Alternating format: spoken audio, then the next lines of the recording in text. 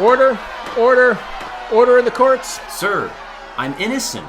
We, the state, find you guilty of machine sabotage. Sir, I tell you, I'm innocent. You are fined $10,000 and will have all work stripped from your plate. Well, that part's okay, but I ain't no dirty saboteur. We find you guilty. Of what? I didn't sabotage the machines. You are guilty of harming files on your computer and thus harming a machine. You said I don't have to work anymore, right? All right, guys. Welcome to the CodeX Cantina. I am Una. And I am the unemployed guy, Crypto. And we're doing our part 4, chapters 30 through 35 of Player Piano by Kurt Vonnegut, the grand finale. The end of the greatest sci-fi story ever told. Totally not the greatest. All right, let's do plot discussion, and we'll do kind of final recap. Okay. In an undercover meeting where the Ghost Shirt Society's demands are listed, the police break up the event and arrest Paul. In jail, Paul finds Garth. Kroner and Anita come to release him, but Paul admits he is the leader of the Ghost Shirt Society. Paul is now in trial, and he states that humans don't exist as appendages to machines. Meanwhile, the Shah and Halion return to Ilium to find the ghost dancers looting and rioting across the city and destroying machines, and they see Paul being liberated from the courtroom. The looters destroy more machines than intended around town. They discuss their Pyrrhic victory as the army has the town surrounded and under siege. Lasher says a movement means you tried. That's what you believed is what was right.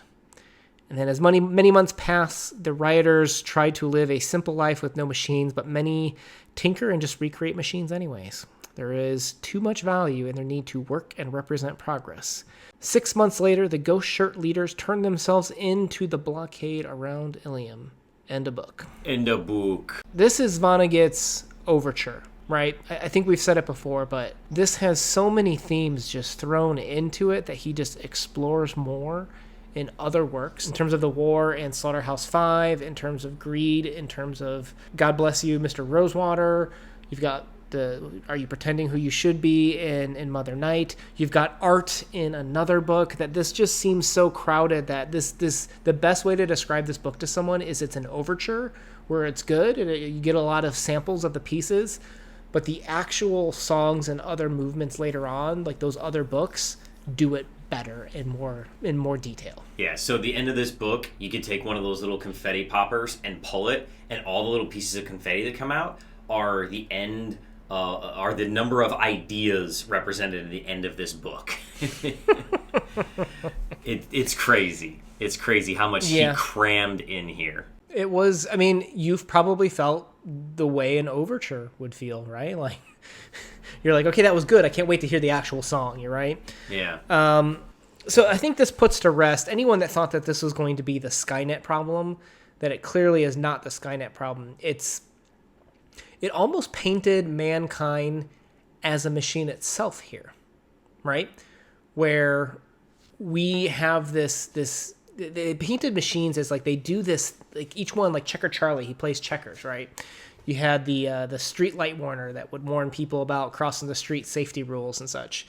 People are painted almost as the same thing as we have to create. We have to take what exists here and change it to something else for the future. That he views he almost painted humankind into kind of like that robot perspective, didn't he?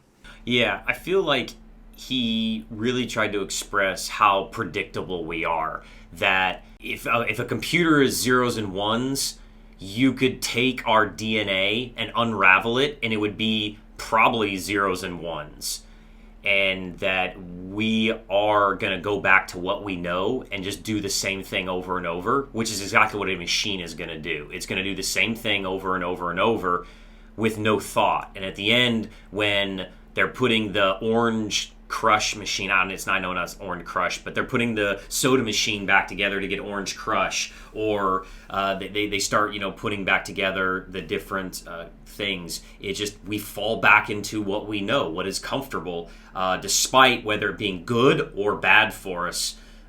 That's how humans are most of the time. We have to try to find an equilibrium in our life. It's kind of funny too that nobody even likes the orange solution. It was like a higher up at like the pop industry or whatever was like he really liked this pop, so he put it as like the number one. Like there's a little bit of commentary there too about human leadership, I guess, in a sense, not necessarily striving for what's best for humanity as much as for themselves. Yeah.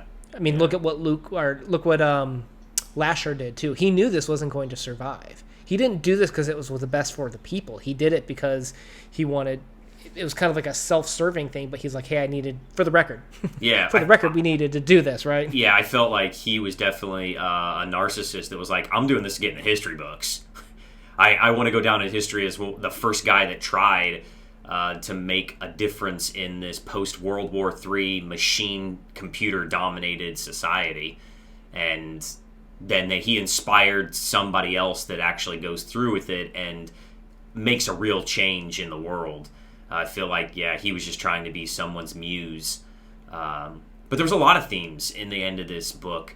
I almost felt like I don't know the relationship. I think we've talked a little bit about it before, but the relationship that Vonnegut had with his father, because the whole courtroom scene was definitely him getting out some daddy issues, right?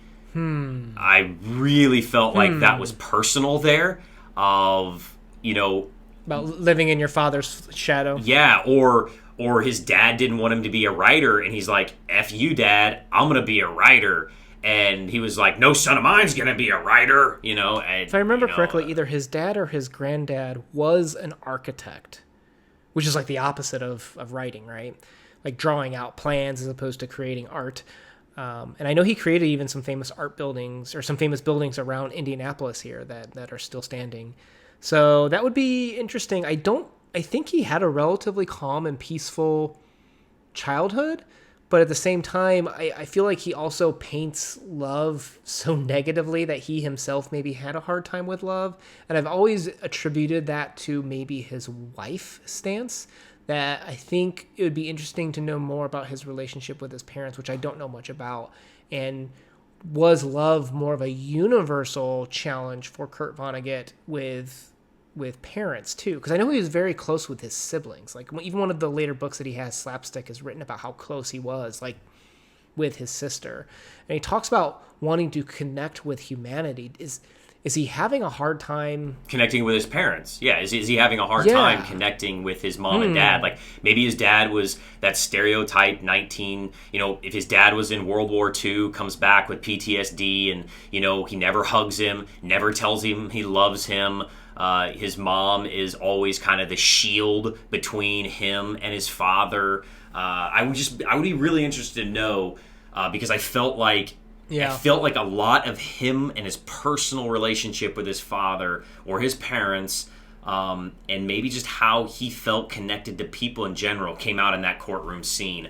Like that stuck with me as one of the most important scenes of the entire book, and it could have just been flippant. Like you just be like, oh, it was the thing that was a plot device to move this forward to the riot that happens right afterwards. Because if this was made into a movie or a show, that riot of them breaking him out of the courtroom would be like, that would be your penultimate episode that, leads you into the season finale, right? And you could gloss over that whole courtroom scene very easily in a show and not give it its merit. But I felt like it was so much him trying to get something on paper to express how he felt. No, absolutely. And not only that, the courtroom also, I felt like, was a really good excuse to bring out his arguments about what humanity's purpose was. And I love that line where he talked about humanity not meaning to serve as like the appendages just to machines. Yeah. I don't totally agree with the result in terms of like work gives you purpose, but I like the problem statement. I don't like his solution. Like, right? You know what I mean? No, I totally agree. I definitely know what you mean on that, because I try to tell people all the time, it's that conversation. I think we've talked about this before, where when somebody comes up, you're like, oh, nice to meet you, blah, blah, blah. What's the first question everybody almost asks you is, what do you do? And like my job defines me as a person. And I may be a teacher, but I don't teach to live, or live to teach, or whichever way it is. So that doesn't define me as a person. my actions and, who I choose to love and how I choose to treat people, that defines me as a person, not my job of how I earn money so I can sustain myself. That doesn't say who I am. It just says what I'm capable of doing. And that does define some people. I mean, some people define themselves as a musician or a sports star or, and some people say, oh no, I'm a parent. I define myself, through my children. And I'm a stay-at-home dad. So I think that Vonnegut is maybe trying to exercise some of his own personal demons here at the end of the story. And interesting. Yeah, and again, I think that he tried to wrap it up too fast at the end and just started throwing everything, because there's all the religious elements, and then there's the stuff with Lasher, and the whole thing is a failure that ends on a very downer note, where basically there was no change except for these three guys that could have stayed in middle management and lived, quote, happy, content, filled lives. They're going to jail. Everything else stays the same. They did it for the records. Hit that save button. I did have this is actually a literary issue. I feel like his usage of, and it came out kind of like in this final riot, I feel like his usage of minority individuals is a little bit of an issue in this book, where like they specifically called the guy that he shared the cell room out with as being black. And then to have him going around targeting, like a hate crime, trying to target these specific call blocks or these specific safety boxes, as well as giving him kind of like the accent. The other minorities in this book were the Filipino server, who that could have been automated, but he made it a point that people wanted a human server almost to make themselves feel better or something. And then the Shah, who was a little bit too... it's I need to invent a foreigner. I just feel like he really did a bad job with people of minority or foreigners in this book, that it is an issue, I feel like, with this. Yeah, it's not something to be glossed over, and I brought it up before, that it's just part of that dated thing. If you rewrote this nowadays, that would be considered racially insensitive, obviously, stereotyping a black person, stereotyping an Asian person, stereotyping a Middle Eastern person, because that's really what the Shah is. He's an Arab or, Jordanian or an Iraqi or something, and he's very much stereotyping in that. So I guess I got kind of numb to that by the end of this and be like, all right, this is the way he paints pictures of women and men and football players and all that. It's something that he stereotypes everyone. He doesn't target them specifically, but the way he did it with them was an issue. We had a defense for the women's side of things where he's one of the few writers that wasn't saying put the apron back on, right? He was saying that this isn't appropriate. And you had Luke Lubbock, right, who was the guy that he's the yes man. He was every organization he was a member of. So he literally had every character was a stereotype. There was no hero, there was no villain to the story. And I think a lot of it was okay. You think so? I would argue with that. Tell me. Paul is definitely the villain of the story. You think so? If he, it's kind of like one of those things of here's my question: if he does nothing, does the story still unfold the same way? Well, that was going to be my counter argument. Was, as a villain, you set into motion as the antagonist. You start the motion of the plot, right? And who did he start into plot by doing this? And I can't name an anti-hero to this guy. Well, I don't know. Well, he's the villain, and I think that I can point the exact moment that he becomes the villain. That his origin story is the death of the cat. That is the turning point in the story of where he wants to change, and he sees the death of the cat, and from there on out, he sees mankind as the cat, and that machines have to change, or it's going to be death of mankind. And he is manipulative. He lies. He has a plan. He steals someone else's plan. He takes the seat as the head villain. And he maybe isn't there in the beginning, and it's kind of swathed around him without him doing much. But he's still crap. I can't think of the word. Well, let me jump in then while you're thinking of that. I agree with every single thing you said, which is why I disagree. Because if I agree with everything you said about him fitting all of those roles as the villain, but the problem is there's no opposite. There's no protagonist side of things where he set this in motion. He set himself in motion. He is both the villain and the hero in this story.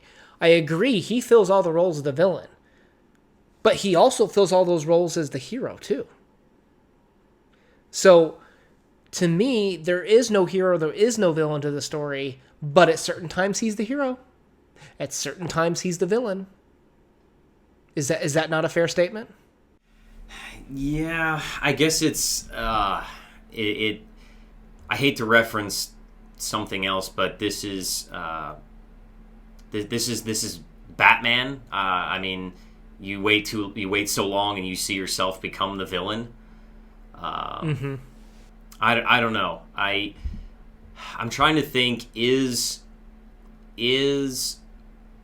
Kroner a hero or villain? Because he's obviously a definite linchpin for the story. I think that not Lasher, but not Bud. What's his Bear? No, not Bear. No, his best friend's name. The opposite of Kroner? No. His best friend's name. I'm trying to think of all the males. Ed Finnerty. Finnerty. I almost think you could say that Finnerty is the hero of the story. I know you can make an argument that maybe he's the villain, that he pushes Paul, but I think he's also... Tempts. He tempts him, yes. But he's also trying to save him. Yeah. So I think that, yes, through parts of the story, it's Paul, both, and I think part of the story, you could see Kroner is influencing, and then you can see part of it is Finnerty influencing as well. And I think that makes for a good complex story when you can't pick out this. It makes it so it's not so black and white. I mean, Superman, Lex Luthor. I like that it's hard to find this. It makes for a good discussion, an interesting story. And I don't think this story needs clear-cut villain and hero. I just think it needed less themes to make it a more concise story, especially at the end. Because he was using individual people to represent themes. Like sometimes these weren't actually characters, as they were literally themes, which is a very Vonnegutism trait. So when we do, if we decide to do more Vonnegut, I hope you will see that this is the messiest and most crowded, but he does continue that fact that there are more characters in his other works, but there are characters that exist for the sole purpose of being a theme and being a literary element to talk about. And I like that that's the uniqueness. You have Paul, and you have Finnerty, and you have Bear, and you have Kroner, and you have Anita, and you have Bud, and you have the Secretary, and you have the Shaw, and you have all of these people that are themes. And you have Luke, and you have the young black boy in jail, and maybe he didn't go about the best of writing them, but he's definitely trying to get all of these themes of humanity, and we've talked about his personal life, and he had too many themes. And I think that, and maybe I don't want to speak for how you're thinking, but did him not tying a knot in all of these themes and leaving it so open-ended with so many themes, did that kind of rub you the wrong way? Is that something you're drawing as a negative here at the end? It goes back to how I opened this with, it felt like an overture. It's the appetizer without feeling fulfilled, right? You're like, I want more. Totally agree. And maybe that was his point. I mean, obviously you say that sometimes authors know this is his first book, but somebody could have been whispering in his ear and saying, this is going to be gold. And he wanted to throw all of it out there because he knew that he was going to continue these in other books. He knew that he was going to become a professional writer, that he had a successful book on his hand. He knew that he was a good writer at the time. So we can't dismiss, I think, and just say that he didn't know what he was doing. He very well could have crafted this as almost as the trunk to his Vonnegut universe, and it starts the growth of all these other books that become the tree branches and leaves to everything else that you mentioned, 20 minutes ago. Yeah, this is his Silmarillion. This is his background to how he eventually builds the world. Yeah. All right, let's. So in terms of wrapping this up, in terms of recommending reading, you should check out Brave New World, which came out before this piece, and Vonnegut very directly said that inspired a lot of what Player Piano became.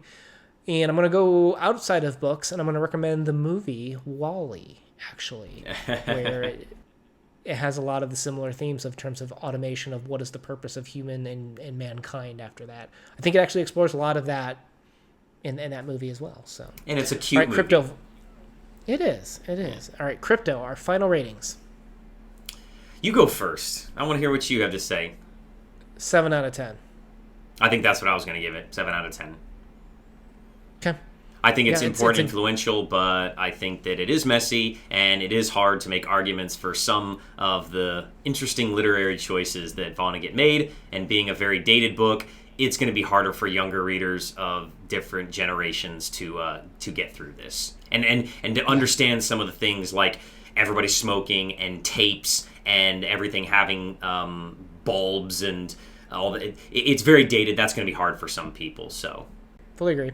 All right, guys, so we post videos 2 to 3 times a week, every Monday and Thursday, and then sometimes a bonus day. Kind of a little surprise for you guys. Happy birthday!